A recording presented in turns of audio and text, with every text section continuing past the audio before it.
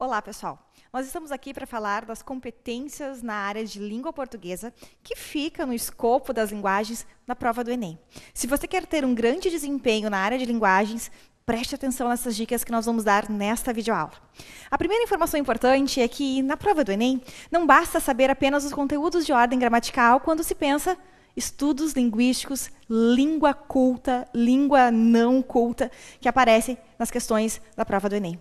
É preciso saber interrelacionar conhecimentos teóricos relativos à língua com questões de interpretação de texto que aparecem de forma intensa em todas as questões do Enem desde a sua primeira edição. A primeira informação importante é dizer para vocês que o domínio da língua ele é essencial, mas junto com ele, é necessário associar as questões teóricas aos contextos concretos de uso da língua. Porque uma competência básica da prova do Enem na área de linguagens é essa que você vai acompanhar agora comigo no slide. A competência, dentre as competências que aparecem nas provas do Enem, está a competência de compreender e usar a língua portuguesa como língua materna. Lembrem que a nossa língua materna é a língua portuguesa, apesar de aqui no Brasil nós termos duas línguas oficiais, língua portuguesa e Libras. E ainda uma competência essencial do candidato à prova do Enem é compreender a língua materna como geradora de significação e integradora da organização do mundo e da própria identidade.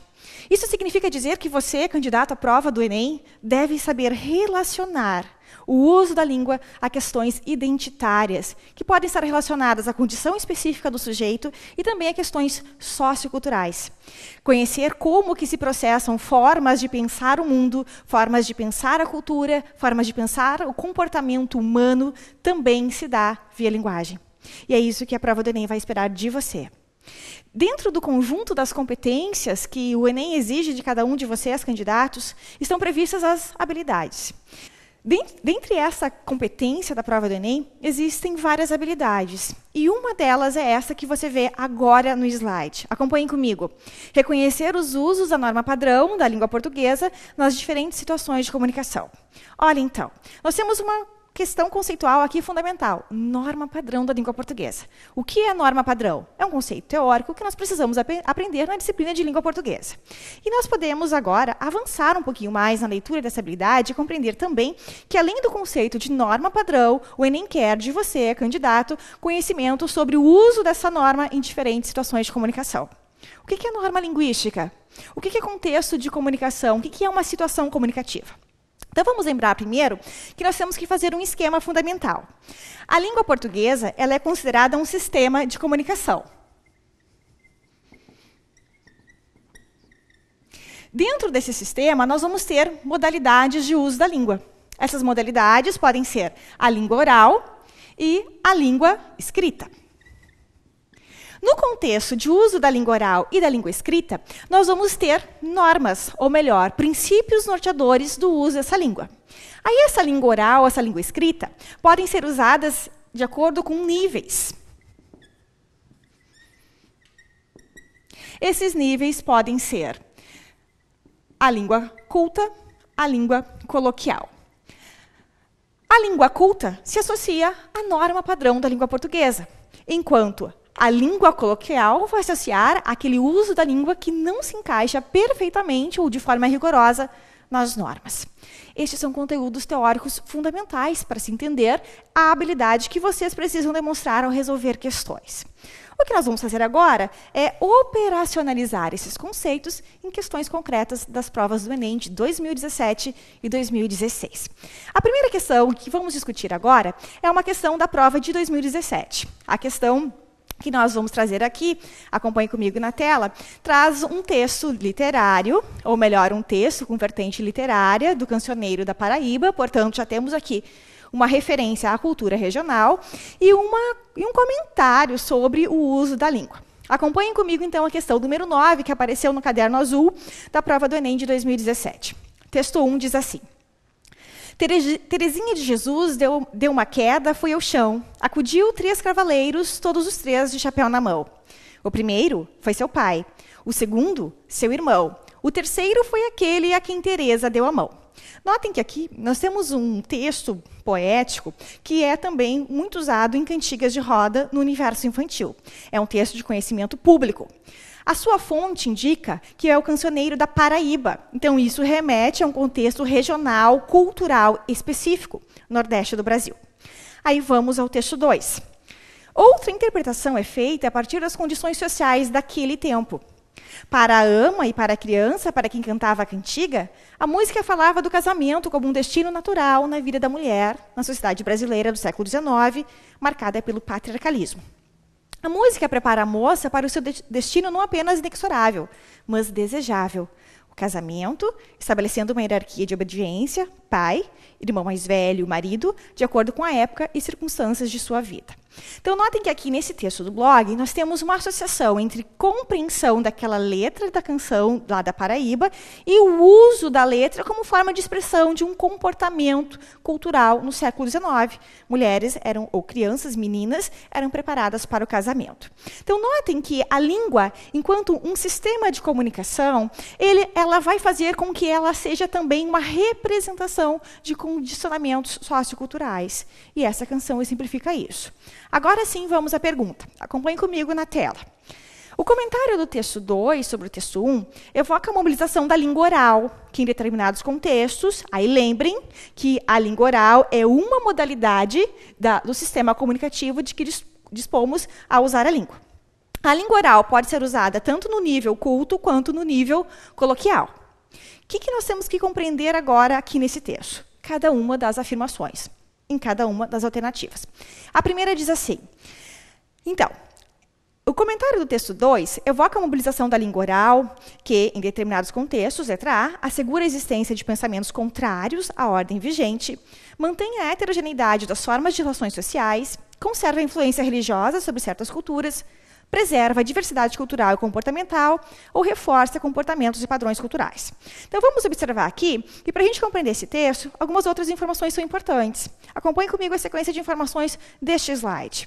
Primeiro, para resolver essa questão, nós temos que entender que existe a cultura regional e existe também a cultura popular. A cultura regional está muito marcada pela presença de um vocabulário que é típico de uma região, pelos costumes que são representados através das obras artísticas de uma dada região, a cultura do povo, que faz parte da tradição oral, que faz parte da tradição escrita e que é representada nos mais variados textos, como as canções para crianças.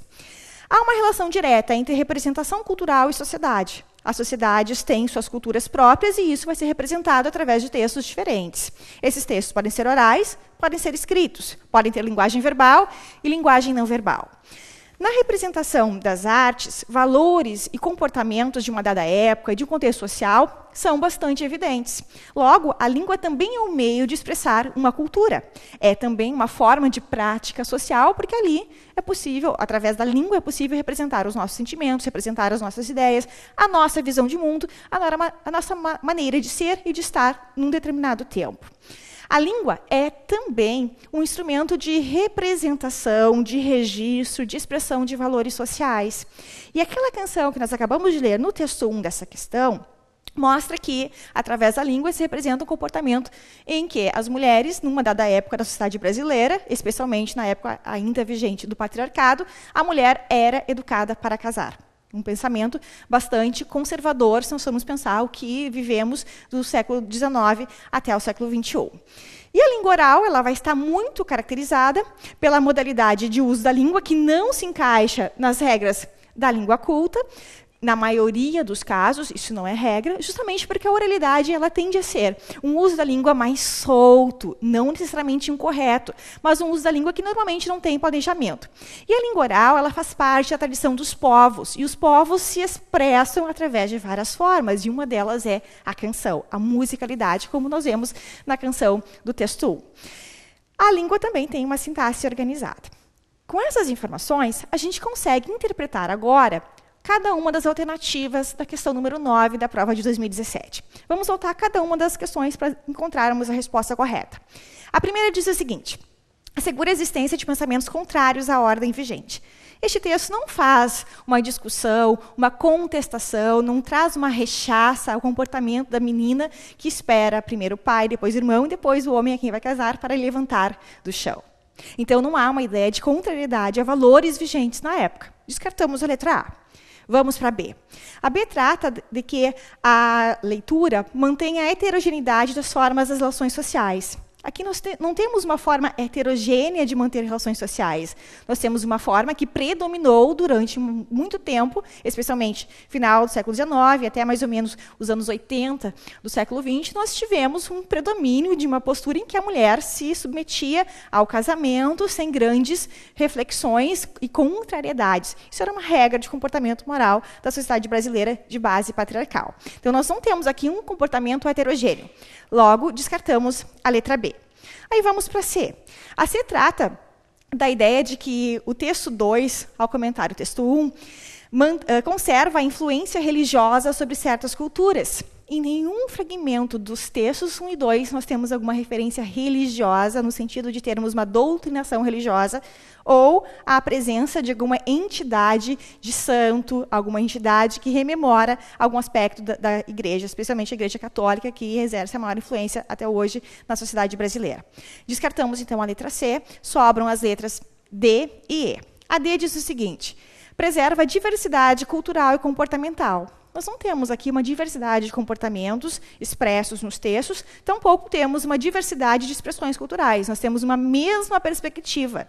A perspectiva que acentua que a mulher é preparada para o casamento. Eliminamos a letra D. A resposta correta a marcar nessa questão é a letra E. Mas só vamos marcar se tivermos certeza. O que diz a letra E? A letra E diz que este texto reforça comportamentos e padrões culturais. E isso está perfeitamente correto, porque a língua é uma forma de nós representarmos social e linguisticamente, óbvio, porque é através da língua, valores, pensamentos, comportamentos de uma dada época. E aquela canção presente no texto 1 faz isso. O cancioneiro do Nordeste mostra um comportamento típico que era vivenciado pelas mulheres no século XIX, serem preparadas para o casamento. Então, notem como um conceito fundamental de língua como sistema, divisão das formas de apresentação e de uso da língua, é fundamental para responder uma questão como esta do Enem. Nós temos ainda mais questões para discutirmos nesta aula. Vamos a outra, então? A próxima também é do Enem de 2017, a questão número 5 do caderno azul. Nós temos aqui, de novo, um poema, e este poema vem de um material de língua portuguesa, de uma revista, provavelmente, embora nós não tenhamos a referência completa do texto, suponhamos que é a revista, pela indicação de número, de data, fevereiro de 2013, e temos um H.D. Oliveira, que é o autor, e depois nós vamos descobrir que esse autor é um menino de 12 anos, no enunciado da questão. Que poema esse sujeito, Oliveira, escreveu? Acompanhe comigo na tela. Sítio Jerimum. Este é o meu lugar. Meu jerimum é com G. Você pode ser estranhado. Jerimum em abundância, aqui era plantado e com letra G. Meu lugar foi registrado. Notem que aqui nós temos uma palavra em destaque, jerimum, que o sujeito lírico deste poema diz que, na sua escrita, na sua história, no seu lugar de fala, jerimum é com G. Então, isso leva o candidato à prova, até pela expressão de estranhamento que o sujeito lírico sugere, a entender que jerimum não deve ser grafado com G. Em língua portuguesa, a gente sabe que uma das maiores dificuldades é saber a diferença de emprego entre G e J. Logo, a gente pode concluir que a grafia correta para essa palavra é com J. Isso é uma condição prioritária para nós respondermos à questão número 15 dessa prova de 2017 do Enem. Vamos ver agora o comando do exercício, que diz o seguinte. Nos versos de um menino de 12 anos, o emprego da palavra jerimum, grafada com letra G, tem por objetivo. Ou seja, por que esse autor trocou a grafia da palavra jerimum? Por que trocou a letra J, que deveria ser a forma correta, pela letra G? Vamos ver por quê. Letra A. Valorizar usos informais caracterizados da norma nacional. Confirmar o uso da norma padrão em contexto de linguagem poética, enfatizar um processo recorrente na transformação da língua portuguesa, registrar a diversidade étnica e linguística presente no território brasileiro, ou reafirmar discursivamente a forte relação do falante com seu lugar de origem. Notem que aqui nós temos pelo menos duas alternativas que são A e a B, que tratam de um conceito que é muito importante, o conceito de norma padrão. Vamos ver, então, o que significa a norma padrão em oposição à norma que não é considerada padrão, para a gente resolver essa questão, que é uma questão considerada simples. Acompanhem comigo as informações aqui do slide, então. A língua informal, que alguns autores chamam simplesmente de língua coloquial, outros de língua popular, ela é caracterizada pela simplificação da estrutura gramatical da frase, ela é caracterizada pelo uso de agente, quando nós deveríamos usar em contextos mais formais, o nós ou simplesmente o eu. Ela é repleta de gírias, de expressões mais informais, aparecem também vícios de linguagem, e não há uma correlação entre verbos e os seus tempos. Quer dizer, a questão gramatical não é o mais forte nesse tipo de língua.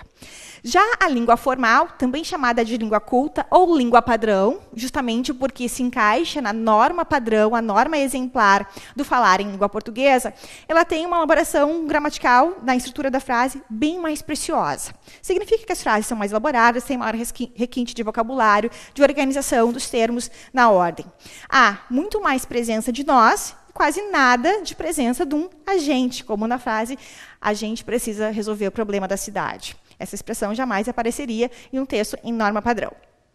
A norma padrão, ou a língua culta, também abole o emprego das gírias, tem uma construção sintática bem mais rica, há uma correlação entre tempos e modos verbais, justamente porque há uma atenção às normas gramaticais.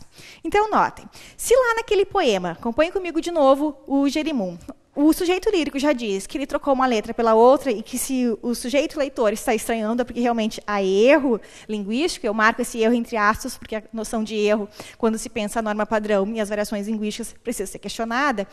Se o sujeito lírico, então, já diz que há um erro, um estranhamento, é possível depreender que este texto não está escrito totalmente na norma padrão. Nós temos uma palavra que não segue essa norma. Logo, nós vamos eliminar as duas alternativas, a A e a B, justamente porque não há uma correspondência, como se expressa na letra A, de usos informais da língua em caracterizadores da norma nacional. A norma nacional não está acompanhada de usos informais da língua. Pelo contrário, a norma padrão da língua portuguesa está associada ao uso formal da língua portuguesa. Eliminamos a letra A e vamos eliminar também a letra B. Confirmar o uso da norma padrão. Nós não temos norma padrão aqui justamente porque há um tropeço de ordem gramatical na grafia de uma palavra. Então, nós eliminamos a letra B. Vamos para C. Enfatizar um processo recorrente na transformação da língua portuguesa. Nós não estamos tratando aqui de transformar a língua em uma forma A, B ou C. Nós estamos falando de usos diferenciados de uma mesma língua. Não está havendo modificação linguística. Nós temos níveis diferentes que podem ser escolhidos pelo sujeito falante, pelo sujeito escrevente, ao produzir os seus textos. Então, a letra C não cabe para responder essa questão. Aí vamos para D, que diz o seguinte: registrar a diversidade étnica e linguística presente no território brasileiro. Notem, aqui nós não temos no poema alusão à diversidade étnica, a grupos raciais diferentes que formam o Brasil como uma nação multicultural. Nós temos aqui a presença de um sujeito, de um jovem autor de poema, que diz que no seu mundo particular, há um Jerimum que se escreve com G. Então, não é a letra D. A resposta correta é a letra E, que diz o seguinte: reafirmar discursivamente, ou seja, através do uso da língua, do discurso, a forte relação do falante com seu lugar de origem. Ou seja, para o mundo dele, para o lugar onde ele está, Jerimum é com G e não há nenhum problema. E se você não sabe o que significa Jerimum, o que isso tem a ver com o mundo pessoal do sujeito lírico?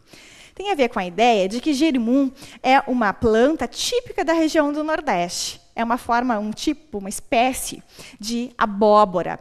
E notem que, ao procurarmos a definição de Jerimum no dicionário, nós temos uma expressão, ou melhor, uma informação que nos ajuda a entender essa resposta. Por que Jerimum, na ortografia correta, é com J e não com G? Olhem comigo o que está destacado no significado da palavra aqui no slide.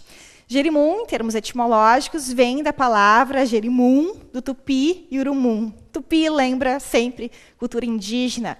E para quem estuda língua, para quem estuda fonética, para quem estuda ortografia, vai lembrar de uma regra fundamental. As palavras de origem tupi, guarani, que indicam o nome de plantas, nome de lugar, se grafam com J e não com G.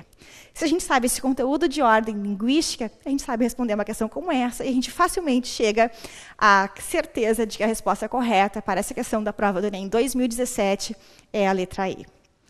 Vamos passar a mais uma questão para responder em relação ao conhecimento teórico da língua para resolver questões do Enem? Acompanhe comigo mais uma questão do Enem de 2017. Leiam comigo na tela. O homem disse, está a chover. E depois, quem é você? Não sou daqui. Anda à procura de comida? Sim, há 4 dias que não comemos. E como sabe que são 4 dias? É um cálculo. Está sozinha? Estou com meu marido e companheiros. Quantos são? Ao todo, 7. Se estão a pensar em ficar conosco, tirem daí o sentido, já somos muitos. Só estamos de passagem. De onde vem? Estivemos internados desde que a cegueira começou. Ah, sim, a quarentena não serviu de nada. E aí segue o texto. Vocês vão ver que este fragmento do texto literário do José Saramago, que é um clássico da literatura portuguesa contemporânea, está com pontuação inusitada. Em vez de nós marcarmos as falas e os diálogos entre os personagens, como aparece já na primeira linha do texto, o homem disse, está a chover, nós teríamos que ter, segundo a língua culta, nas regras de pontuação, 2 pontos e travessão, ou 2 pontos e aspas para introduzir a fala do personagem. Aqui nós só temos frases justapostas isoladas por vírgula. Está claro que nós temos aqui a abolição das regras de pontuação. Então, para quem conhece um pouco da literatura portuguesa, para quem conhece emprego de vírgula, vai identificar que Saramago adora usar uma fragmentação da linguagem, abolir as regras de convenção da escrita, e a pontuação é fundamental para estabelecer sentido para o texto. Se a gente não fizer a entonação correta, a gente não vai entender esse fragmento da literatura do ensaio sobre a cegueira, um romance clássico do José Saramago. Aí vamos à pergunta. A cena retrata as experiências das personagens em um país atingido por uma epidemia. Notem que o grupo está procurando lugar para ficar e quem o acolhe não quer lhe receber, não quer lhe ajudar. Então, nós temos uma situação que é uma situação de conflito psíquico, porque os personagens estão à deriva. É uma situação que rememora caos, dificuldades intensas.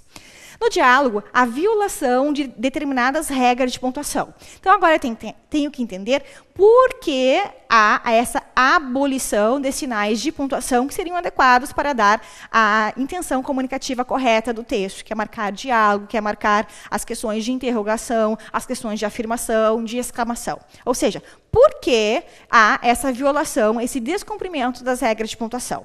Primeira alternativa diz o seguinte: revela uma incompatibilidade entre o sistema de pontuação convencional e a produção do gênero romance. Se eu aceitar essa alternativa como verdadeira, eu tenho que dizer, romance não precisa ter regra convencional? Não. Romance é como qualquer outro texto. Um texto literário, um texto artístico pode ter uma licença poética. Isso não significa que ele não deva ter uma possibilidade, que ele não deva acatar as regras gramaticais. Ele precisa também escrever com correção. Mas por que será que o José Saramago fez isso? A resposta não é a letra A. Vamos ver a letra B? Provoca uma leitura equivocada das frases interrogativas e prejudica a verossimilhança. Ela até pode provocar uma leitura equivocada se o leitor for despreparado e não conseguir captar que aqui nós temos um diálogo colocado com orações justapostas, com frases justapostas isoladas apenas por vírgula. Mas isso significa que o texto vai perder a sua verossimilhança?